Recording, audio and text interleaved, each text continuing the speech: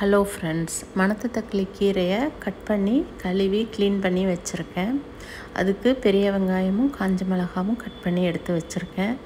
ஒரு கடாயில் எண்ணெய் விட்டுட்டு கடுகு, உளுத்தம்பருப்பு, ஜீரகம் போட்டிருக்கேன்.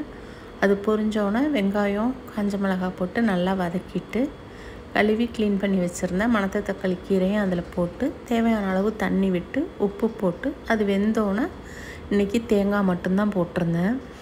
இது இன்றைக்கி சின்ன வெங்காயமே இல்லை, கொஞ்சம்தான் இருந்தது. அதை சாம்பாருக்கு யூஸ் பண்ணதுனால பெரிய வெங்காயமே போட்டு செஞ்சுருந்தேன். இதுவும் ரொம்ப நல்லாயிருக்கும், கொஞ்சம் ஸ்வீட்டாக நல்லாயிருக்கும்.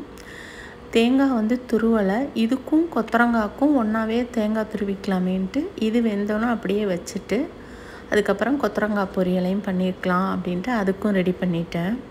ஒரு கடாயில் எண்ணெய் விட்டுட்டு கடுகு, உளுத்தம்பருப்பு போட்டு தாளிச்சிட்டு அது கூடவே பெரிய வெங்காயத்தை போட்டு நல்லா வதக்கி விட்டுட்டு இன்றைக்கி இட்லி ஊற்றுனதுனால இட்லி தட்டிலையே கொத்தரங்காயை வேக வச்சு உப்பு தண்ணி தெளித்து வேக வச்சு எடுத்துக்கிட்டேன்.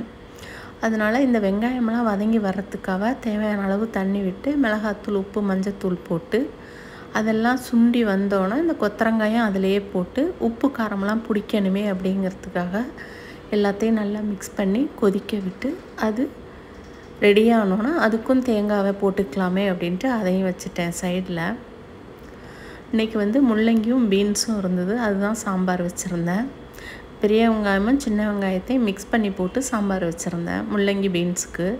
ஒரு கடாயில் எண்ணெய் விட்டுட்டு கடுகு, உளுத்தம்பருப்பு போட்டு தாளிச்சிட்டு பெரிய வெங்காயம், கருவேப்பிலை, தக்காளி எல்லாத்தையும் அது கூட போட்டு நல்லா வதக்கி விட்டுட்டு கொஞ்சமாக இஞ்சி பூண்டு பேஸ்ட் போட்டிருந்தேன். எல்லாத்தையும் நல்லா வதக்கிட்டு வேக வச்சுருந்த உருளைக்கிழங்கையும் அதிலையே போட்டுட்டு கொஞ்சம் தண்ணி விட்டு வெங்காயம், தக்காளி எல்லாம் வதங்கி வரத்துக்காக தண்ணி விட்டு மிளகாத்தூள், உப்பு, மஞ்சத்தூள் போட்டு எக்ஸ்ட்ரா கொஞ்சம் எண்ணெய் விட்டு நல்லா வறுத்து எடுத்தாச்சு. இது அப்படியே சாதத்தில் கிளறி சாப்பிட்டாலும் நல்லாயிருக்கும். அதே மாதிரி நான் இன்றைக்கி சாம்பார் வச்சுருந்தாலும் கொத்தரங்காய் சாதத்தில் போட்டு பிசைஞ்சு சாப்பிடுவோம். அதனால் நான் என்ன பண்ணிட்டேன், கொத்தரங்காய் பொரியெல்லாம் வச்சுட்டு கொஞ்சமாக சாம்பாரை ஒரு கிண்ணத்தில் எடுத்து வச்சுட்டேன். இதுக்கிடையில் சாம்பாரையும் கொதிக்க விட்டுட்டேன், சாதமும் வச்சுட்டேன், உருளைக்கிழங்கும் ரெடி ஆயிடுச்சு, தேங்காய் துருவிட்டேன். அதனால் கீரைக்கும் கொத்தரங்காய்க்கும் போட்டு நல்லா மிக்ஸ் பண்ணி வச்சுட்டேன். இது ரொம்ப நல்லாயிருக்கும். கொத்தரங்காவை நம்ம இந்த மாதிரி வேக வச்சு செஞ்சாலும் ரொம்ப நல்லாயிருக்கும். முள்ளங்கி சாம்பாரும் ரெடி ஆயிடுச்சு. அன்னைக்கு லஞ்ச் பிளேட் எங்களுக்கு இதுதான். தேங்க்யூ.